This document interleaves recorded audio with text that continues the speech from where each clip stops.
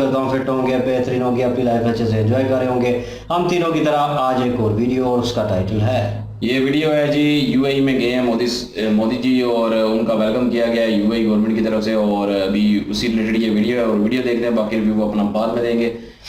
Original video का link सभी मौजूदों का लाजमी इनको भी सपोर्ट करें, हमें भी सपोर्ट करें। हेडलाइन न्यूज़ हेडलाइन इंडिया की वीडियो है जी, और मेरा नाम है राणा मोहम्मद, मेरे साथ है Nadeem Iqbal. So guys let's start.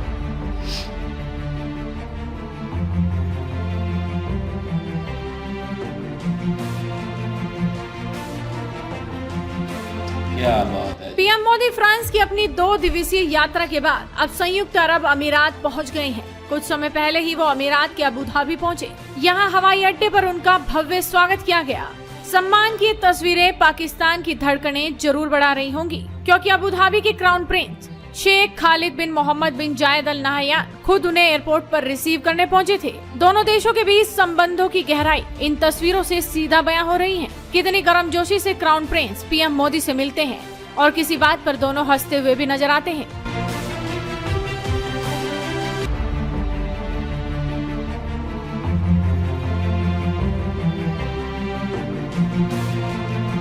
UAE पहुंचने के बाद पीएम मोदी ने क्राउन प्रिंस शेख खालिद बिन मोहम्मद बिन जायद अल नहयान से मुलाकात की और द्विपक्षीय वार्ता भी की।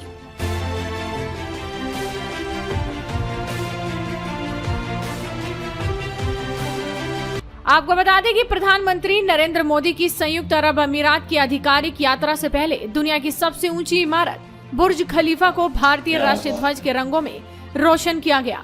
ये लाइट शो दोनों देशों के बीच सद्भावना और दोस्ती का प्रतीक है। इसके साथ ही पीएम मोदी की तस्वीर भी इस इमारत पर दिखाई दी।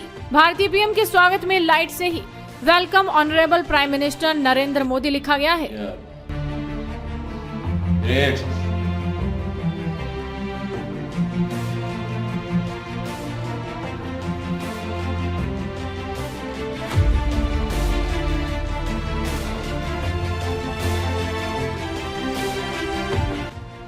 बुर्ज खलीफा दुबई संयुक्त अरब अमीरात में 828 मीटर यानी 2717 फीट ऊंची गगनचुंबी इमारत है। ये दुनिया की सबसे ऊंची इमारत है और दुबई में सबसे ज्यादा देखे जाने वाला पर्यटक आकर्षण है।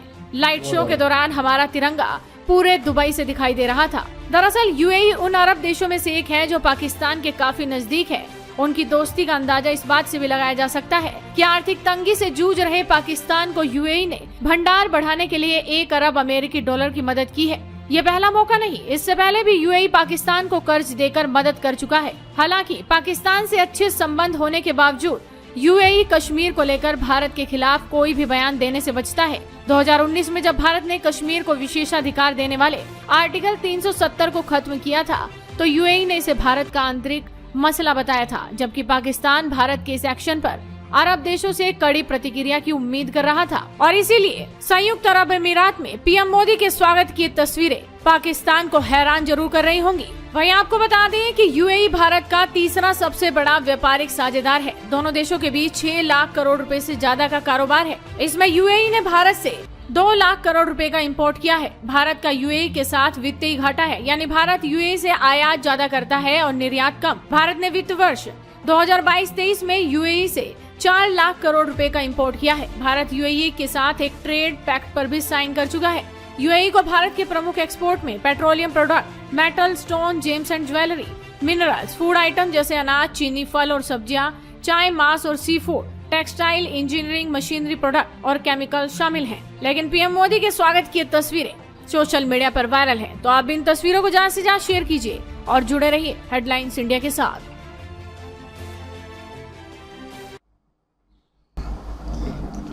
जी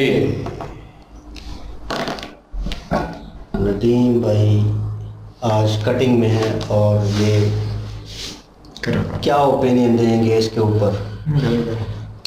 वीडियो अच्छी थी और अगेन उनका वेलकम किया गया है। और हम स्टार्टिंग से पहले कुछ अपनी वार्तालाप कर रहे थे, बातचीत हो रही थी, कन्वर्सेशन हो रही थी, तो ड्रेसिंग पे हो रही थी मोदी सर के।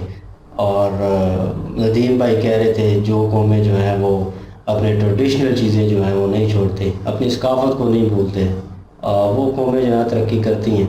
लेकिन उनकी तरक्की ऑलरेडी होती है कुछ लोगों की, और उसके बाद वो उनका फेम भी, इम्पैक्ट भी पड़ता है। मोदी सर का वैसे है। और ड्रेसिंग में वो हमने उनकी बायोपिक मतलब की थी, बायो वीडियो की थी, मतलब उसमें उन्होंने बताया था कि ड्रेसिंग में वो बड़े स्ट्रिक्ट हैं और मतलब कपड़े बिल्कुल इस्त्री हुए पहनने हैं, कोई सलवर ना हो। ड्रेसिंग में बंदा जो सेंसिबल होता है वो उसकी ड्रेसिंग नज़र आती है वो चीज़ जो है।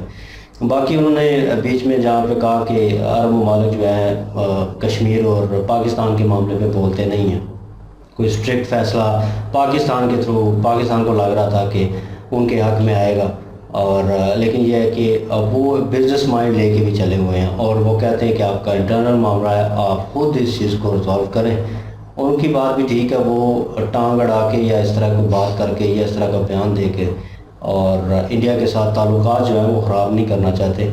जिस तरह की ट्रेडिंग चली हुई है, जो प्यार मोहब्बत है, वो कहते हैं ना दरार आ जाए बीच में, और ये हो सकता है ये बात अगर करते कश्मीर की इंडिया पाकिस्तान को लेकर, तो हो सकता है कोई दरार पैदा हो जाती, कुछ शिक ऐसी पैदा हो जाती। वो ये दिलों के फैसले ही होती है आ जाके।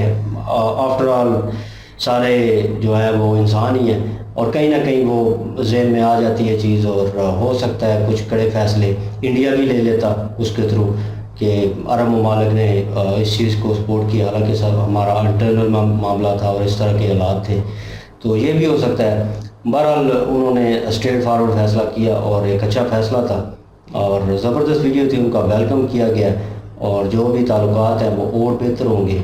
और बीच में ज़रूरी दिखाना था उनको वो जो दो चावे नज़र आए थे और पाकिस्तान के शहबाज शरीफ और बिलावल जो है वो ना ही दिखाते तो वीडियो बड़ी ज़बरदस्त रहनी थी।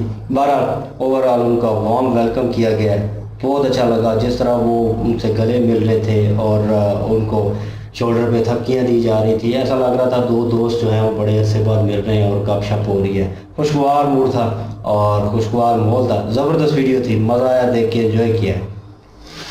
बिल्कुल जी, वीडियो तो ज़बरदस्त ही। ये यूएई के साथ इनका बिल्कुल ये ऐसे तल्कात अच्छे हैं बहुत ज़्यादा, ये देखने में भी वेलकम से ही पता चल रहा है, और दोनों मुल्कों में लाजम डील साइन होंगी, बिल्कुल ये बड़ी बात है। बाकी यार इंडिया जो है ना हर कंट्री के साथ ये अच्छे रिलेशन रखे हुए है, बड़ी बात है। बाकी ये है कि यार वो पाकिस्तान और इंडिया के मामले में इसीलिए नहीं आते क्योंकि वो बिज़नेस माइंडेड लोग हैं जितने भी हैं। ये एक मामला है एक जगह का था जो बहुत अरसे से चल रहा था, उन्होंने बहुत से मतलब मामला तय हुए इसमें, जिस पे अमल दरामद पाकिस्तान की तरफ से जो पीछे खास कोई मतलब इन्होंने कदम नहीं उठाया, जिसकी वजह से यूएनओ की करारदादें जो भी सब कुछ है वो उधर ही था। उन्होंने देखा कि पाकिस्तान जो है ना कोई भी खास कदम नहीं उठा सकता किसी मामले में भी, तो इनके साथ खड़ा होना, क्योंकि हमारे जो हुक्मरान हैं ना इनकी सोच जो है ना बहुत मतलब बैकफुट वाली सोच है। ये कभी भी अच्छा फैसला नहीं कर पाते, किसी मुल्क के साथ चलते हैं तो दोहरा म्यार लेके चलते हैं, तो वो कभी भी हमारे साथ कोई भी यार कश्मीर के इशू पे खड़ा नहीं हो सकता था, इसीलिए क्योंकि हमारे हुक्मरानों ने अपना इमेज ख़राब किया हुआ है।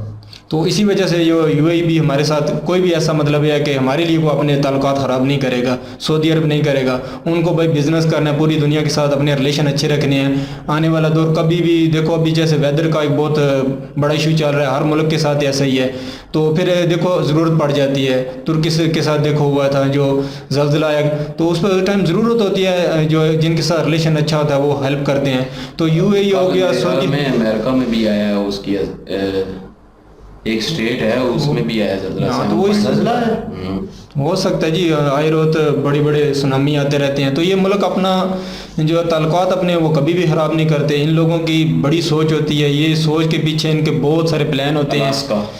अच्छा, तो इसलिए यूएई कभी भी पाकिस्तान के लिए नहीं ऐसा कोई कदम उठाएगा, क्योंकि हमारे हुक्मरानों का जो है ना इमेज उन्होंने बनाई नहीं अपने पाकिस्तान का, ना अपना उनका किरदार है कोई, ना उन्होंने पाकिस्तान का को बनने दिया है। तो ठीक है, इंडिया के साथ उन्होंने रिलेशन अच्छे रख के ये फैसला इन दोनों मुल्कों पे छोड़ा है, तो अभी ठीक हो गया। इंडिया में कश्मीर अपने हिस्से में अच्छा काम हो रहा है, काम चल रहा है, जिसकी वजह से आज देखो यूएई के साथ और अच्छे एग्रीमेंट होंगे, जिससे इंडिया में पैसा आएगा वो कश्मीर पे भी लगेगा, सब मामला अच्छे होंगे।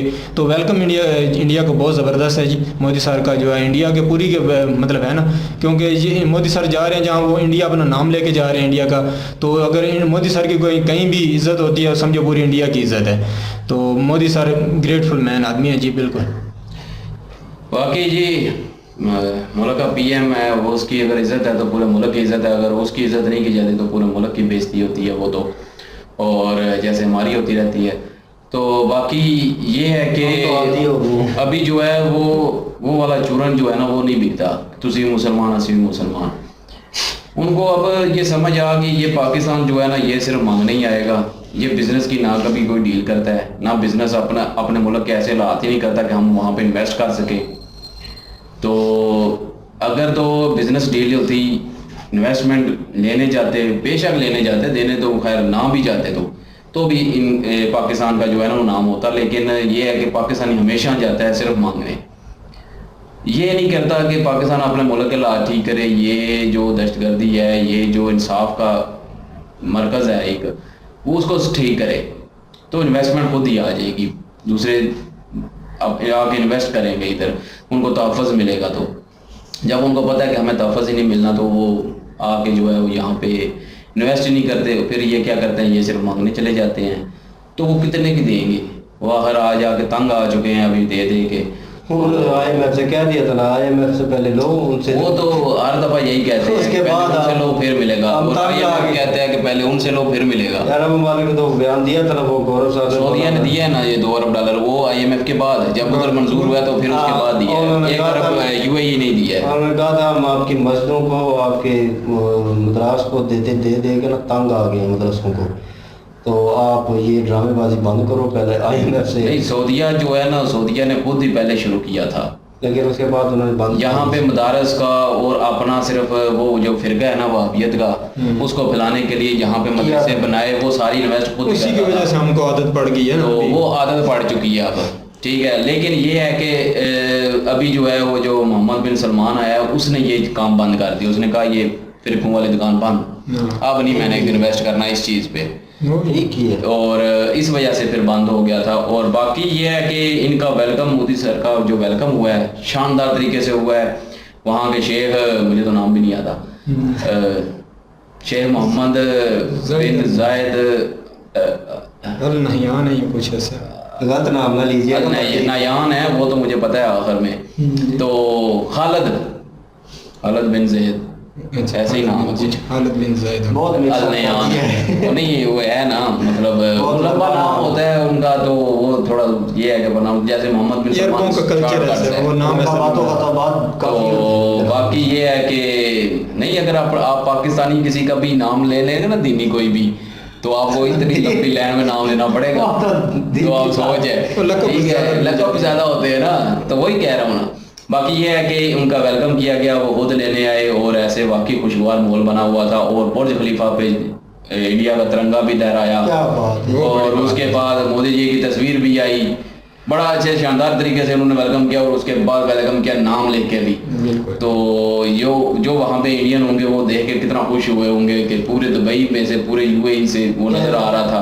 लास्ट टाइम पाकिस्तान के साथ हुआ था ना, वो झंडा लगाना था, पता नहीं 14 अगस्त का, तो 15 को इंडिया की है, तो 14 को लगा नहीं था, नहीं लगा था, वो बड़ा क्रिटिसाइज किया गया, नहीं लगा था, मैंने खुद देखा था, लगा था, और इंडिया का भी लगा था, दोनों का लगा था। तो पाकिस्तान के 14 को पाकिस्तान का लगा था, 15 को इंडिया का लगा था। मेरे ख्याल में कोई मसला बना था, वो कोई चोर हो सकता है मसला हो, लेकिन मैंने देखा था लगा था। बाकी ये है कि इनका वेलकम बड़े वामने तरीके से किया गया है, और इन्वेस्टमेंट के लिहाज से भी बातचीत होगी, और बाद में जो है वो सारी आएगी, बाद में डिबेट जो भी होगी उनके साथ, और उस पर भी हम रिएक्शन देंगे। और बाकी ये है कि ओवरऑल वीडियो अच्छी थी, अच्छा लगा देख के, और UAE जो है आप बिज़नेस को देखता है, और ये नहीं है कि वो उनका मदद कौन सा है, उनका ये कौन सा है, कोई उनके सामने वो मैटर नहीं करता, वो सिर्फ तक देखते हैं कि बिजनेस जो करेगा उसके साथ है वो। और पाकिस्तान को भी चाहिए कि अपने मुल्क को इस काबिल बनाएं कि यहाँ पे बिजनेस लेके आएँ, ताकि आने वाली नस्लें जो हैं वो कामयाब हो सकें,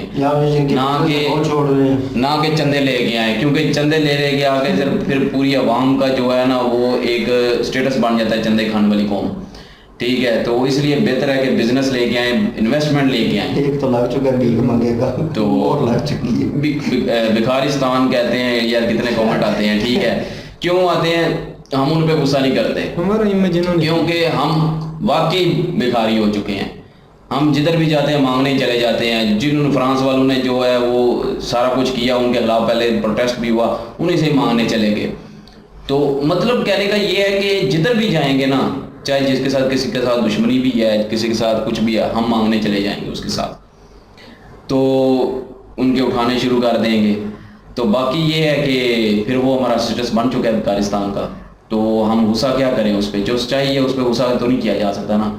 तो बेहतर है जब ये सारा कुछ ठीक होगा, इन्वेस्टमेंट आएगी, भीख लेना छोड़ेंगे, इन्वेस्टमेंट लाएंगे, तो फिर हम भी बोलेंगे कि यार अब नहीं है अफगानिस्तान, ठीक है। जब है अभी बोल लीजिए। बाकी ये है कि अब क्या कर सकते हैं, किसी का वो कहते हैं ना कि अगर घर ही गंदा है तो किसी को कुछ नहीं कह सकते, पहले अपना घर साफ करना पड़ता है।